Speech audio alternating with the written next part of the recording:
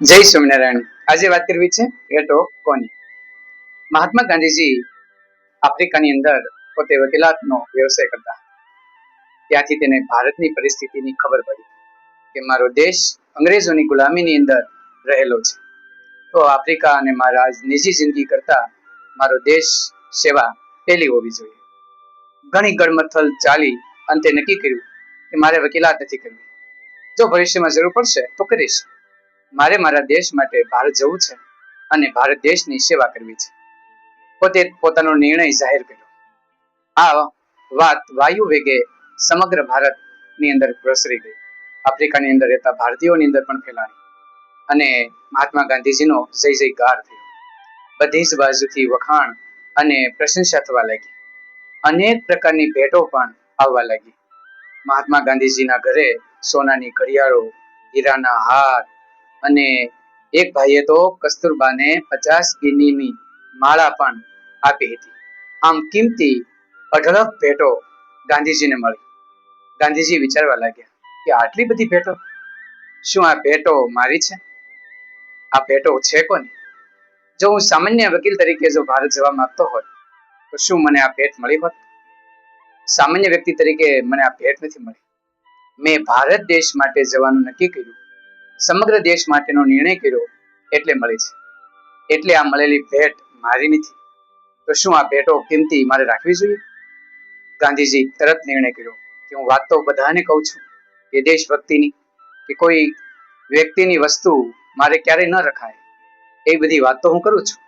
તો શું આ ભેટ મારે રાખી શકાય? તરત એને નક્કી કર્યું કે આ તમામ ભેટો હું એક ટ્રસ્ટ બનાવીશ અને આ ટ્રસ્ટીઓને આ ભેટો આપી દઈશ. તરત નક્કી કરી નાખ્યું.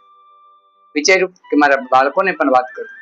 તેમના સંતાનો બોલાવ્યા અને કહ્યું, જો બેટા, ભારત દેશની સેવા માટે મેં નિર્ણય લીધો તો આ અઢળક ભેટો આવી છે, પરંતુ આ ભેટ મારે કારણ નથી આવી, દેશ સેવાને માટે આવી છે.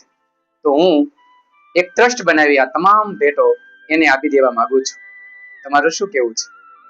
કહેવાય છે ને, વડ એવા ટેટા અને બાપ એવા બેટા. દીકરાઓનું સિંચન એવું થયું હતું. તરત કીધું, હા પિતાજી, વાત સાચી છે, અમે સહમત છીએ કે આ તમામ ભેટો ટ્રસ્ટને આપી દો. આથી કસ્તુરબાને મળવાનું નક્કી કર્યું અને એમને કહ્યું કે મેં એક નિર્ણય કર્યો છે, આપણને મળેલી તમામ ભેટો આપણે ટ્રસ્ટને આપી દેવાની છે, આપણે કોઈ ભેટ રાખવાની નથી. કસ્તુરબા વિચારમાં પડી ગયા. સ્ત્રી હૃદય અને વિચાર તેમ કહ્યું કે હું તો કઈ ના નથી પાડતી, પણ આ દીકરાઓ અને દીકરાની વહુ આવશે ત્યારે આપણે શું કહેશું? ત્યારે કીધું કે તું અત્યારે વર્તમાનની ચિંતા કર, ભવિષ્યની કોઈ ચિંતા કરવાની નથી. દીકરાઓની વહુ આવશે ત્યારે જોયું જશે, પરંતુ આ અત્યારે ભેટો દેશ માટે છે એટલે દેશને સમર્પિત કરવાની છે. બા પણ તરત તૈયાર થયા. આમ સર્વસંમતિથી એક ટ્રસ્ટ બનાવવામાં આવ્યું અને બધી જ ભેટો એ ટ્રસ્ટના નામે કરી દેવામાં આવી. અને ગાંધીજી માત્ર એક ધોતી ચાદર પહેરી અને દેશ સેવાની અંદર લાગી ગયા.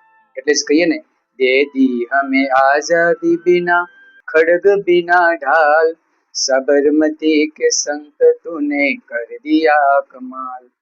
આમ ગાંધીજીને આજે પણ આપણે યાદ કરીએ છીએ.